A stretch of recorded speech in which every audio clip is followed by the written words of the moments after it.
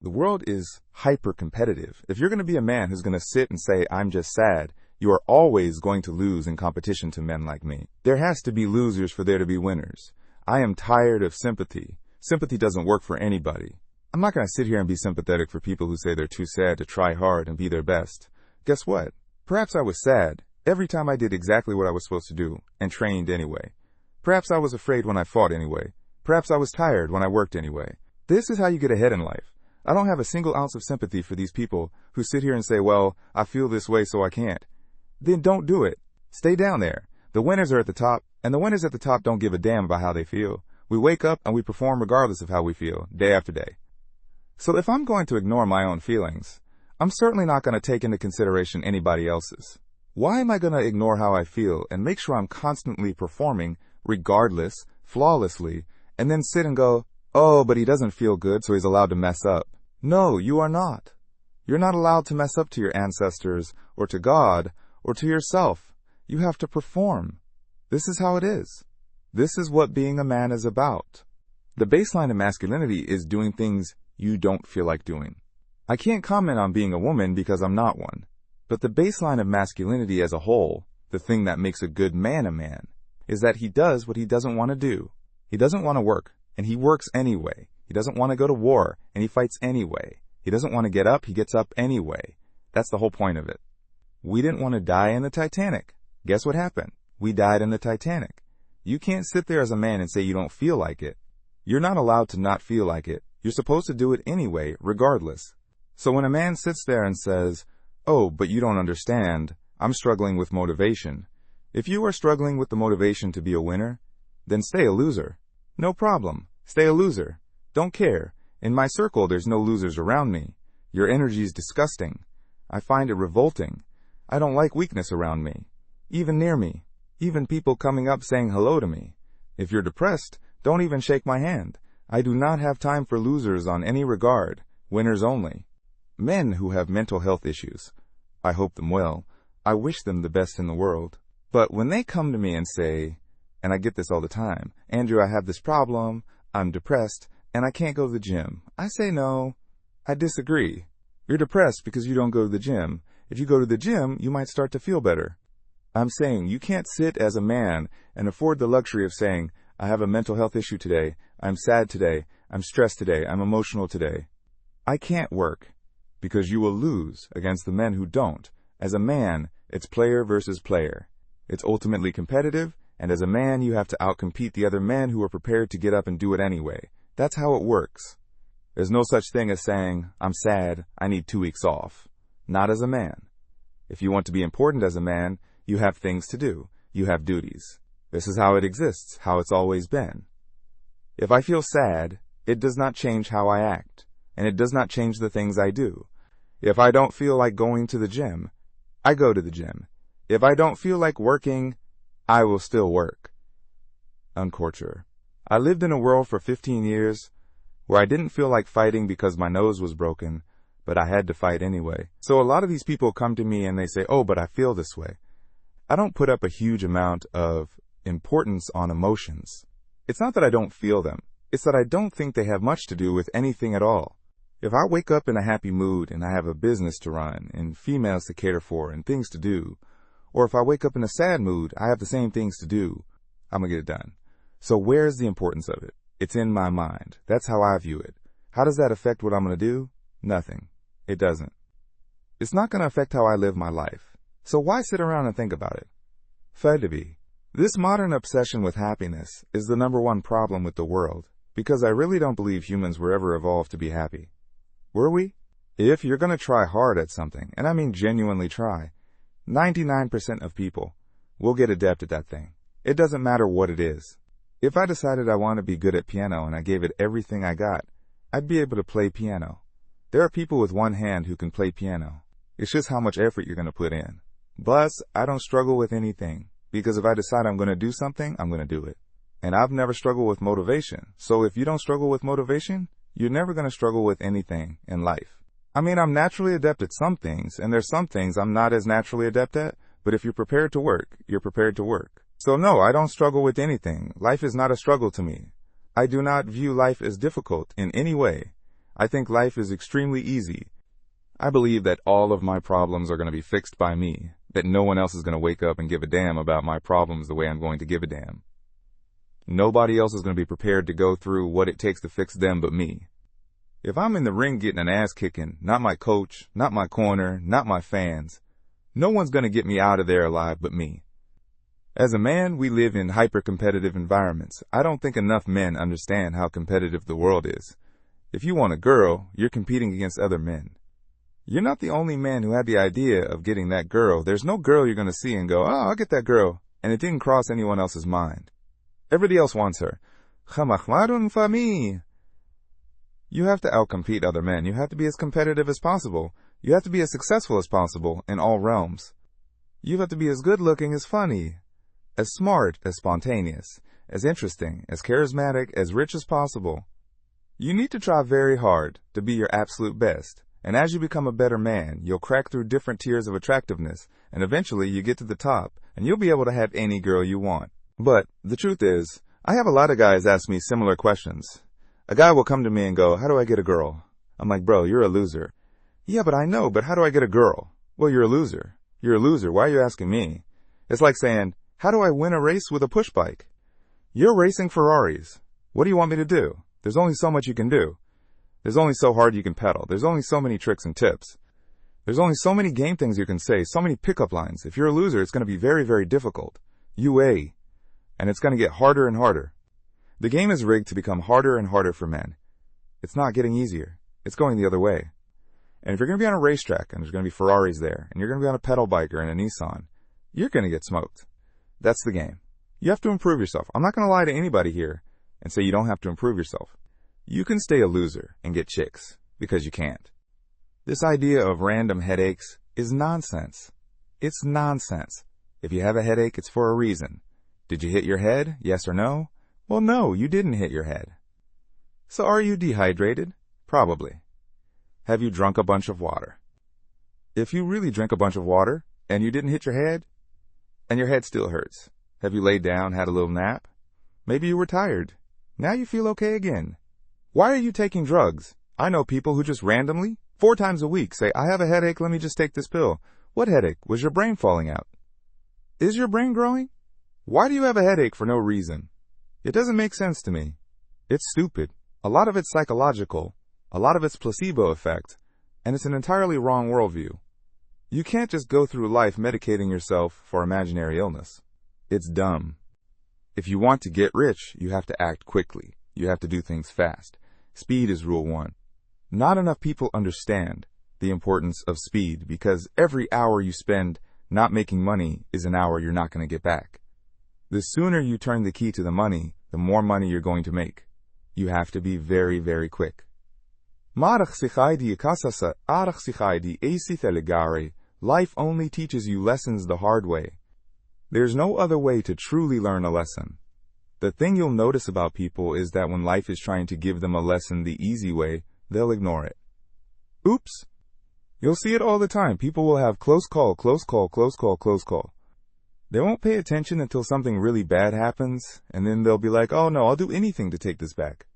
That's how people learn. No one learns the easy way. It takes a very smart person to learn the easy way. Everybody only learns the hard way. Ever. The number one thing people don't have control of in their lives is their mind. But what's funny about that is the only thing in life you can truly control is your mind.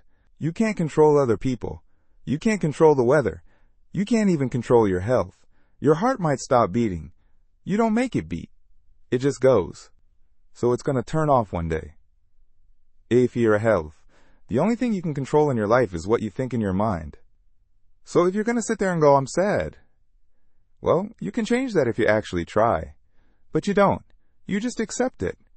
So people have lost control of their own minds. And I don't understand why you would allow your mind, your own mind, to take power from you. Why would you believe in let your own mind convince you you're not a lucky person, or I'm not this, or I'm not confident? Why would you let your own mind sabotage you? You need to live like God is always watching you. You may have the opportunity to do something bad, or you may have the opportunity to steal some money, or snake somebody, but in the end, you're going to pay for that, and the bill will be paid. I think if you do the right thing, in my experience, If you're a person who does the right thing, firm handshake, is on time, doesn't lie to anybody, does what he's supposed to do, is honest with a good heart, is genuinely polite to everyone he meets, if you are that person, you get very far in life. I've yet to meet people who just do all the simple things right, who completely fail at life. But I've met a lot of people who snake or steal some money and they get really rich, then they lose it all, or they get rich and end up a gambling addict or depressed, etc. So you have to just understand that God is always watching. He's going to reward you in the end. That's the first thing. And the second thing I will say is that you are the sum of the 5 people you spend the most time with, and you need to create your reality. I think the biggest problem with young people today is that they don't curate their realities heavily enough. The people that they want to spend most time with aren't adding any value to their lives, and then they end up wondering why they don't get any value. When I tell people that you are the sum of the 5 people you spend the most time with, everyone agrees. They go, yeah, that's probably true. The 5 people you spend the most time with, that's what you're going to end up like. They say, yeah, that's true. And then they continue to hang around with people who they don't want to be like. Why? Vila momose. There has to be a point where you sit and go, okay, you're my friends, etc., etc. I love you guys. Yeah, we can talk, whatever, but I want a different life path. You have to leave some people behind. If you were to come hang out with me and you were in a room with me and my 5 friends, you'd feel self-conscious. You don't feel self-conscious with your friends. If you were to come hang around with me and my crew, you would be self-conscious. And that self-consciousness would motivate you, or it would certainly instill the discipline required for you to change. You don't feel self-conscious amongst your peers. That's why you don't change. If you were to get in a room and you're the only person who ain't a monster, you'd want to become a monster. If you walk through life and feel like you have nothing to prove, you're a loser. You wake up each day and go, I don't owe anybody anything. I don't have to prove anything to anybody. Then you are a loser, because you are absolutely incorrect. You must prove yourself to other people. You must prove yourself to your bloodline. You must prove yourself to God. God hates the lazy. He can't stand them. If He gives you all these genetic dispositions and these natural, God-given gifts, if you have 2 arms and 2 legs and you can think, and you're not trying your absolute best, that's the reason you're not lucky. He doesn't like you. He likes the people who show Him the beauty of His own creation. He likes to give somebody building blocks and them to build something amazing. It's the best thing about being a man. You have to build who you are. God loves to see that. Those people, for some reason, seem to be enormously lucky. The person who goes, I don't have to prove anything to God. I don't owe all of my ancestors any effort. You know, for 5,000 years, people were dodging saber-toothed tigers and catching the plague and running from Genghis Khan just for my stupid ass to be born. I don't owe them anything. Don't owe them a thing because I want to play video games. These people are losers. You should walk through earth with force inside of you. If I walk as I walked into this hotel, everybody, not because they know who I am, but because as I move, even if it's behind their head, people feel something. It's an energy that comes from brutal competence. That's what happens when a predator walks in a room. You pay attention. Next time you're in a restaurant, if a man who's truly dangerous walks in, nearly every other man kind of looks up at the same time. You feel it, you need to, or you don't survive. We've evolved with that to live. That's who I am. I couldn't imagine not being that man. Asuyak. I've done that because I've been trying to prove myself to my lineage my entire life. I wake up every day with something to prove. I have hundreds of millions of dollars. I wake up at 5 in the morning. I'm in fantastic shape, 4 times world champion, fighting the matrix out here by myself. More. I will have to be braver. I must try harder. All I do is prove myself. So when I hear people go, I don't have nothing to prove, then you're a loser. Peasants have never felt like they needed to prove anything, but kings felt like they needed to go and conquer land. Isn't that coincidental? That the king who already had it all felt like he needed to go to some far-flung land and conquer it and take it and prove he's the king, but the peasants say, I don't have to prove nothing to nobody. You're a loser then. You're a dummy. Mani zizin taigdi. I absolutely and utterly, completely have everything to prove to everybody, all the time. That's who I am. I will prove anything to anybody. If I sit and say X, I will prove it to anyone. I can be checked anytime. All they. And their ancestors who fought saber-toothed tigers, or escaped the Mongol hordes, or managed to dodge bombs in the Second World War, all that they went through just for this kid to be born, and to look at him, look at who he is, listen to his life story, listen to what he does on a day-to-day basis, and they would feel nothing but shame. Your ancestors did all that struggling to survive, hunting and gathering, avoiding enemies, anything it took, dying at age 30 from a tooth infection, all the crap they went through just for you to be born so you could smoke weed and jack off. That's what your ancestors died for. That's what they worked so hard for. That's who you are. That's the end of your bloodline. Do you feel no shame? It's shameful. My ancestors will look at me and think everything we went through was worth it. Your ancestors will look at most of these people. Their ancestors look at them and feel nothing but disgust. Well, I guarantee even their living relatives, their living parents, aren't even proud of them. Like, your own father's ashamed of you, and you don't even feel motivated to do anything. It's a shame. Now, hama. If you were to go and look your father in the eye and said, you know what? I could have been a UFC champion. I could have been a multi-millionaire, could have been a race car driver, could have been a nuclear physicist. Could have done all these things, but I was busy on YouTube. You think he's going to be proud of you? No. And there's men here who will deny it. There's men who will go, no. But those are the ones who are most lost, and they should look in the mirror, look deep in their own eyes and say, yes, I'm disgusting. I can change this. That's the beauty about being a man. If you're disgusting, you can change it. That's the beauty. There's nothing stopping you from changing it. You must accept it first. Most of these people, what they do is they hang around with other disgusting people, and then they're a little group of disgusting people, and they think, well, I'm not disgusting. Everyone's disgusting, and this is normal. And it's normal to be a jerk-off. Not in my world, it isn't. It's not. It's not normal to be a jerk-off in my world. It's the denial that's going to hold you back the most. The people who go, yes, I'm wasting my potential, those are the ones who have potential. The ones who stand up and go, I am wasting my potential. I could be anything, and I am not that yet. They have a chance. The men who go, well, no, actually, I'm fine. They are inside the matrix, fully slave-minded. They're a waste of time. But if you sit there and go, you know what? Yeah, I am wasting my potential. Yes, I can be more than I am. Even if I'm already great, I can be better.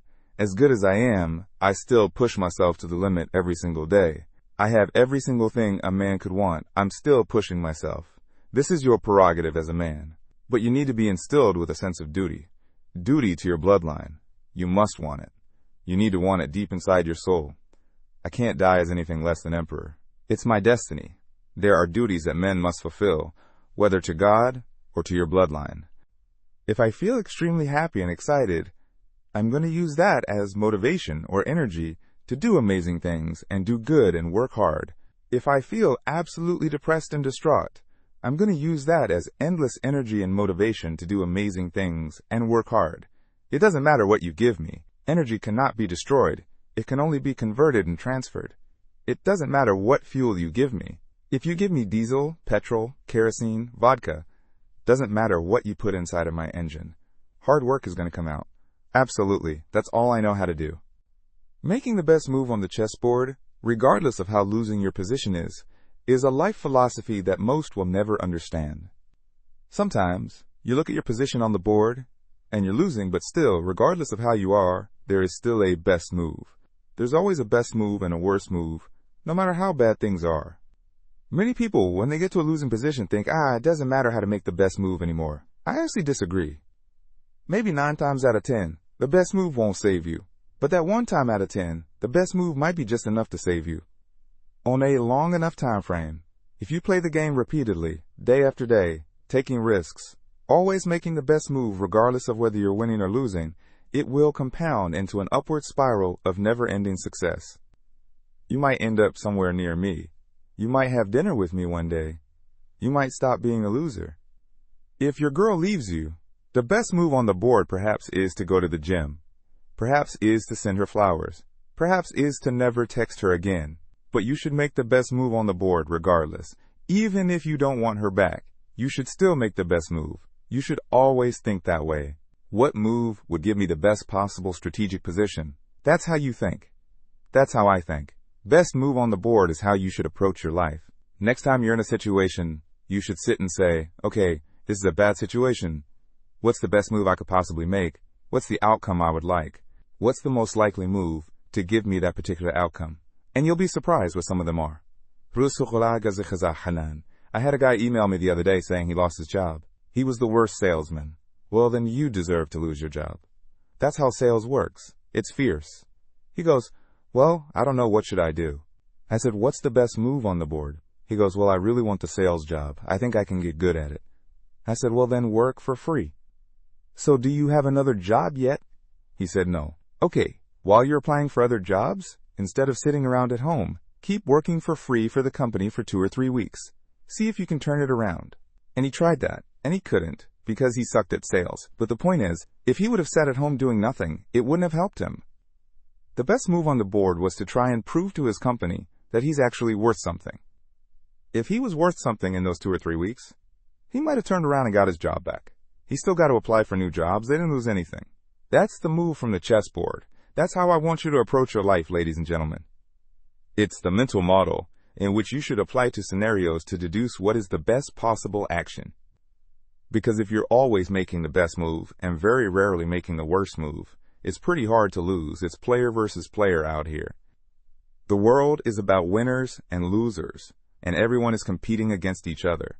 You are competing against me. I'm competing against you.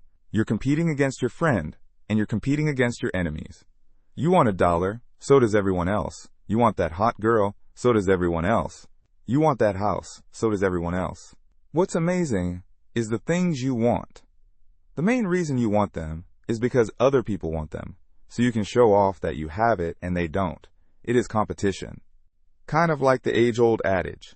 If a tiger is chasing 10 people, you don't have to be the fastest. You just have to be faster than the slowest guy, because he's screwed. So considering that a lot of people are constantly making the wrong moves, if you can just start to make the right moves most of the time, you'll see exactly how easy life can be. I don't even want your energy around me, because quitters are the worst people on the planet. You can give a quitter absolutely everything, and they will still fail. You can give it doesn't matter what it is. If you go to IKEA and buy a flat pack table and put it in front of a quitter, you will never have a table. He'll look at it just long enough, and he'll quit. Quitters can have every single advantage. Quitters can have all the information. Quitters can have all the tools.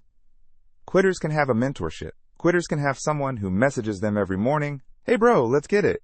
And guess what they're going to do at the end? Quit. Quit. They ain't never going to have anything.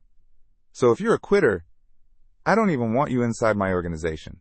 I don't want quitters anywhere near me because you're never going to be successful. People say, hey man, you need to find what you're passionate about and do that. And what they're trying to say is only do what you like because you have no motivation to do anything else. Well, I'm going to sit here and once again explain to you how different the world is when you have a mind which isn't warped and affected easily by outside influences. You are never going to become a robot. This has nothing to do with not feeling emotions. This has nothing to do with just becoming an empty, emotionless void of a person. That's not what this is. This is about understanding that you're a human being. You're going to feel emotions. This is a beautiful thing, and making sure that you use them in the correct way, and you do not ever let them stop you doing what you're supposed to do.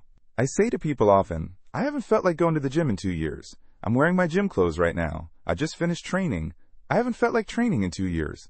After 10 years of professional fighting, after giving my life to exercise, genuinely, I have not woke up and felt like, oh, I really want to train. I haven't felt that way in a long time. That's why I retired from fighting. But I have still gone, and I have still trained, regardless of how I feel. So this is one of the tenets. And there's going to be a lot of things you're going to learn of an iron mindset. Is the ability to not let your feelings affect you, and sometimes to do the complete opposite of how you feel, because you're not going to very often feel like working hard. You're not going to always feel like doing the right thing. You're not always going to be motivated. The idea that you need to be constantly motivated shows how weak your mindset is. I don't need motivation to go to the gym. I cannot want to go with every fiber of my being, and I will still be there because I use my cerebral ability. I use my mind, and I logically decide what I'm going to do with my day, regardless of how I feel, regardless of whether I'm motivated or not, because that's all life is and that's all the world is. Life is just getting things done, doing the right things, doing the important things, making sure they're done efficiently and thoroughly so that you live the best possible life. It's as simple as that. It's not particularly complicated. I'm not going to be, and I don't want to be, one of those guys who's like, motivation, inspirational. I've never been one of them people. I don't believe in motivation, inspiration. I don't believe in that crap. I don't believe that you need motivation to get things done. I'm not going to sit here and just talk a whole bunch of motivational things to make you feel good. What I'm going to do is I'm going to tell you the things I always did that allowed me to put together the mindset I currently have. So if you look at any story, literally any story, with a hero in it, they all have one thing in common, and that thing is that there's always a villain. You cannot have a hero without a villain. It doesn't matter. You can think of any superhero, any comic book, any book you can think of, any movie. There's always a good guy and there's a bad guy.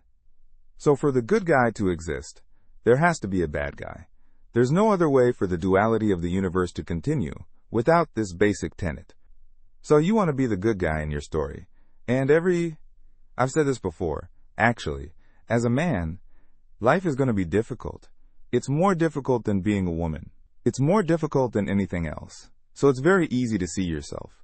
Life is actually easier as a whole if you see yourself as a hero. Because in every single hero story, the hero suffers. He has a hard time. And if you understand that you're suffering because you're a hero, then the suffering begins to make sense. So you can be sitting here right now going, my woman doesn't respect me. I have no money in the bank. This is difficult. I'm struggling here. I'm struggling there. You can feel sorry for yourself.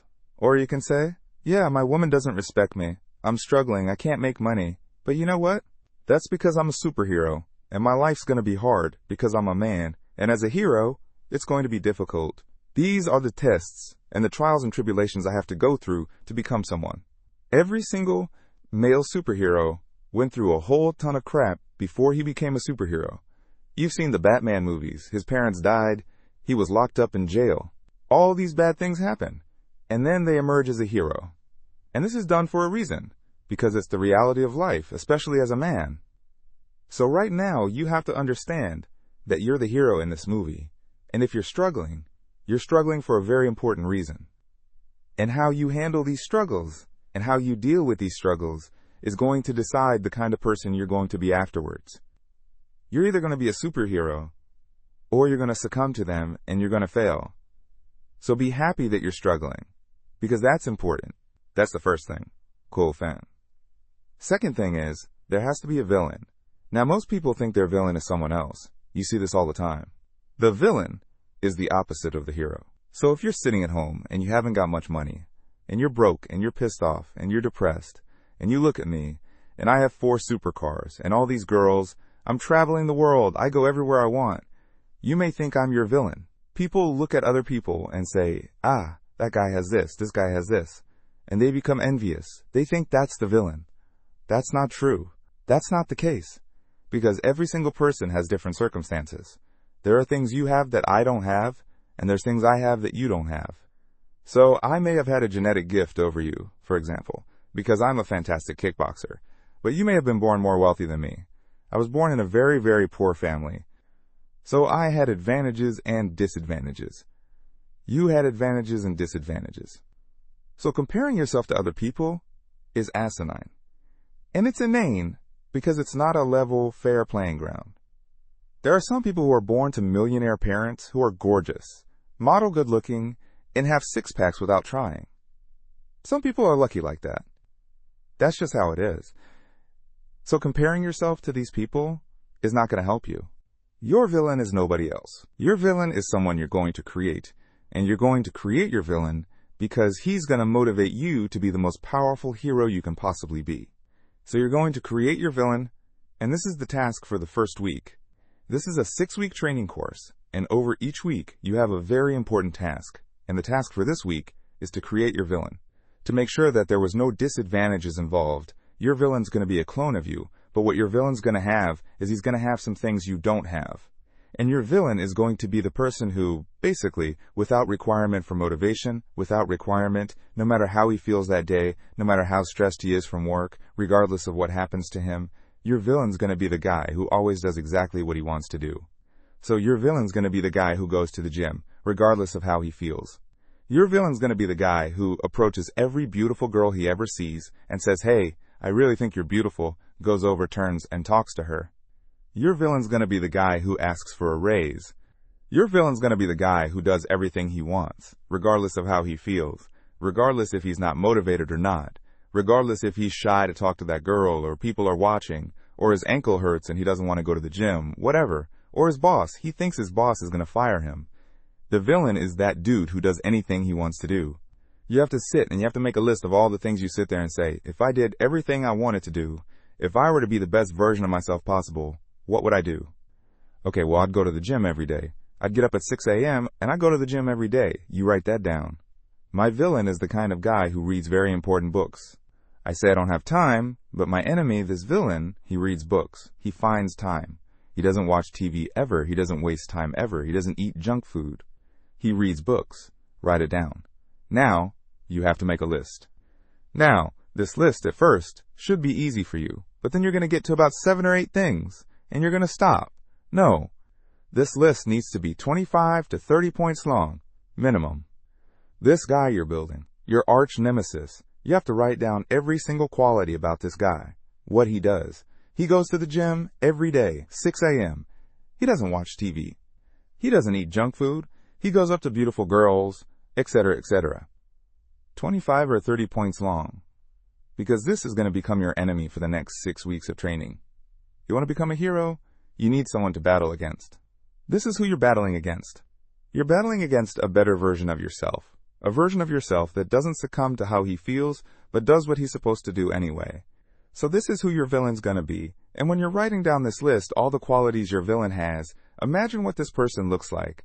You have to put genuine effort into this. You have to imagine what he looks like. Imagine how he walks. Imagine how he talks. Imagine what people think when they see him.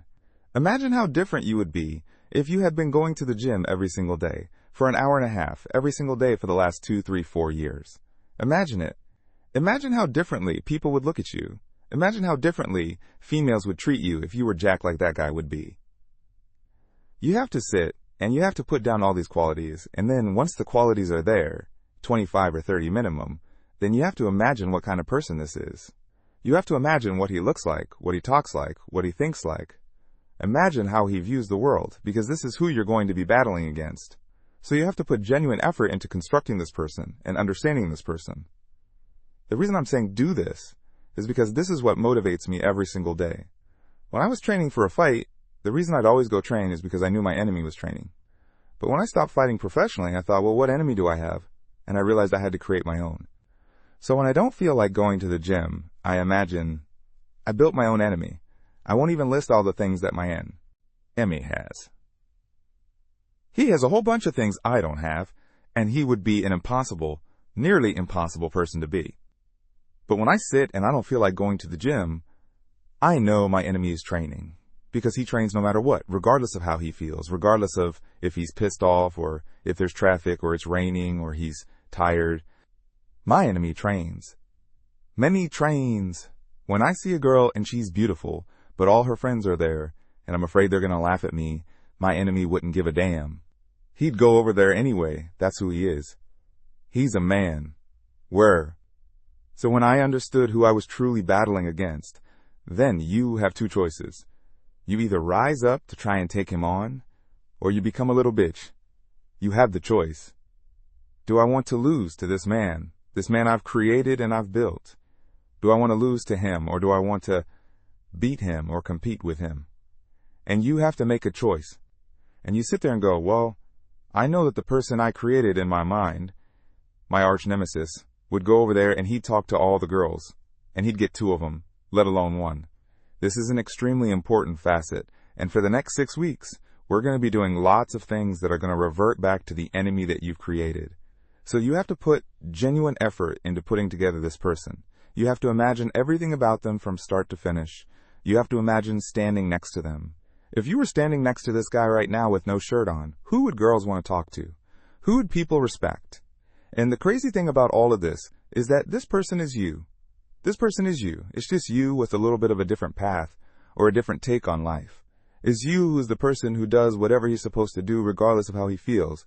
It's you with an iron mind. This is the exact point. The reason creating this enemy is so important, And the reason viewing him and seeing how he sees the world and understanding how important and powerful this person is important because that person is you. That person is you who does what he's supposed to do without fail. That's all it is.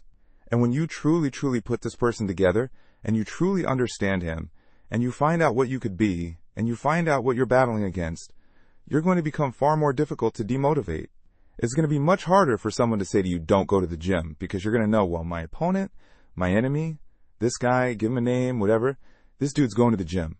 That's why he looks how he looks, and that's who I'm being compared to, so I have to go to the gym. Oh yeah, but I'm tired. Well, you don't go then. My training partner doesn't want to go. Fine, you don't go. I am going. I'm not the guy who's going to let this man beat me. And you have to start comparing yourself to this guy in every single facet. I still do it to this day. I compare my bank balance to this guy's, and he's killing me. I compare my body to this guy's, and he's killing me. I compare so many things about myself. You guys may look at me and go, top G, millionaire, girls, this, that. I'm still comparing myself to this person I've created, and I know that I'm losing, and that's what drives me forward. That's why I don't miss the gym. That's how I find a way to make money. That's how I do whatever it takes to succeed, because I know who I'm battling against. Most of you guys have no enemy. You have no enemy, or you have an enemy which is somebody else. You're looking at Justin Bieber or Drake or something. That's not going to motivate you. That's pointless. It's not going to help you. Or you have no enemy at all. You have a support structure around you, and you have people say, oh, you're great just the way you are. You're beautiful just the way you are. And you're sitting there living in your little comfort zone, like a little bitch.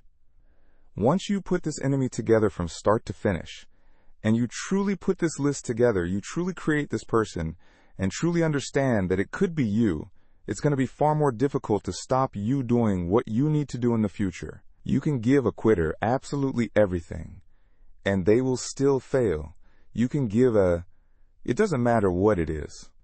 If you go to IKEA and buy a flat pack table and put it in front of a quitter, you will never have a table. He'll look at it just long enough, and he'll quit. Quitters can have every single advantage. Quitters can have all the information. Quitters can have all the tools. Quitters can have a mentorship. Quitters can have someone who messages them every morning. Hey bro, let's get it. And guess what they're going to do at the end? Quit. Quit. They ain't never going to have anything. So if you're a quitter, I don't even want you inside my organization. I don't want quitters anywhere near me because you're never going to be successful. If you found value in this video, make sure to subscribe and share it with someone who needs to hear this message. Your bloodline is counting on you. God is watching. Don't be a quitter. Be the hero in your own story.